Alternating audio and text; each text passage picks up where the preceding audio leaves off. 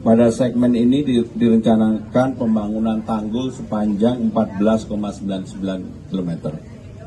Dengan realisasi saat ini mencapai 8,24 km. Assalamualaikum warahmatullahi wabarakatuh. Rekan-rekan sekalian, kita baru saja menyaksikan dalam rangka normalisasi Sungai Ciliwung. Ini adalah bagian untuk mengatasi banjir jangka menengah yang ada di Jakarta. Normalisasi Sungai Ciliwung ini sempat terhenti dari tahun 2017 dan kita lanjutkan kembali karena pemerintah DKI Jakarta bersama dengan BPN Ibu Kanwil meyakini bahwa salah satu hal yang harus dilakukan untuk mengurangi banjir di Jakarta dalam jangka menengah ini adalah ruas Ciliwung ini. Ciliwung ini adalah hampir 40% Bu ya, hampir 40% aktivitas sungai yang ada di Jakarta adalah di tempat ini, sehingga dengan demikian normalisasi Ciliwung ini menjadi penting. Dan normalisasi Ciliwung secara prinsip dibagi menjadi dua segmen. Yang pertama adalah segmen dari pintu air Manggarai hingga MT Haryono, panjangnya 7 km. Pada segmen ini direncanakan pembangunan tanggul sepanjang 14,99 km. Dengan realisasi saat ini mencapai 8,24 km. Yang berikutnya adalah segmen kedua dari MT Haryono sampai TB Simatupang 12,89 km. Segmen ini direncanakan pembuatan tanggulnya 18,7 km. Dan realisasinya sekarang ini kurang lebih 8,9 km. Sehingga total secara keseluruhan ada 33,69 km di ruas Ciliwung ini. Realisasi yang sudah diturap 17,14 km. Saudara-saudara sekalian, kenapa ini saya sampaikan demikian? Karena memang saya menginginkan normalisasi Ciliwung ini berjalan dengan tidak ribut-ribut.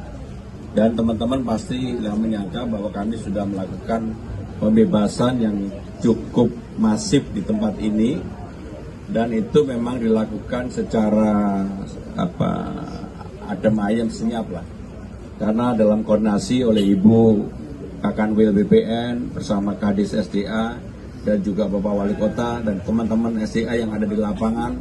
Yang jelas kami ingin menginformasikan bahwa semua pembebasan lahan dilakukan secara langsung oleh pemerintah DKI Jakarta melalui Dinas Sumber Daya Air, tidak melalui siapapun.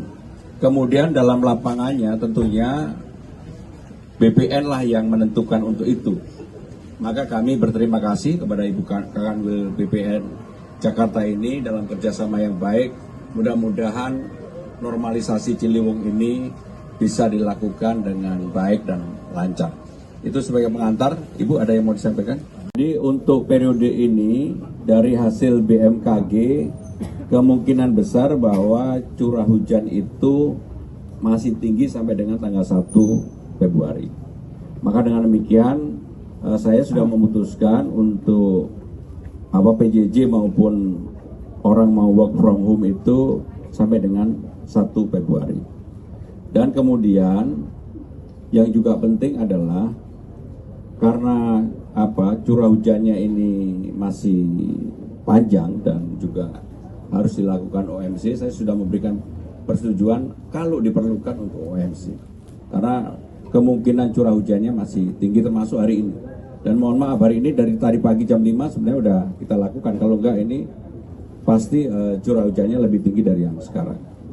Teman-teman sekalian, dalam kesempatan ini saya juga ingin menyampaikan hal yang berkaitan dengan kolam labu yang di Pelabuhan Perikanan Muara Angke. Pelabuhan kita di Muara Angke itu daya tampungnya itu antara 400 sampai dengan 500 kapal. Dan sekarang ini karena kondisi cuaca, maka banyak kapal yang tidak melaut. Dan sebagian besar kemudian diparkir di tempat itu.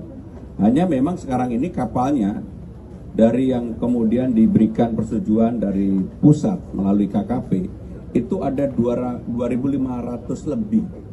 Sehingga kalau dilihat teman-teman kemarin yang viral itu ada kurang lebih 2.500 kapal yang sehingga tidak bisa bergerak. Dalam kesempatan ini saya menyampaikan dan memohon untuk tidak ada penambahan baru kapal, dan pemerintah DKI Jakarta segera akan memperluas pelabuhan yang ada di tempat itu dengan menambah kapasitas. Mudah-mudahan akan bisa kita bangun dalam waktu dekat ini untuk menambah sampai dengan 500 atau 600 kapal. Itu sudah maksimum. Sebab kalau kemudian izin kapalnya ditambah terus lebih dari sekarang ini sudah 2.500, itu pasti akan menjadi beban bagi Muara Angke. Baik, oleh DKI Jakarta, pembangunan tanggulnya dilakukan oleh Kementerian PUPR, sehingga kerjasama pemerintah daerah dan pemerintah pusat kita lakukan. Ada lagi? Cukup?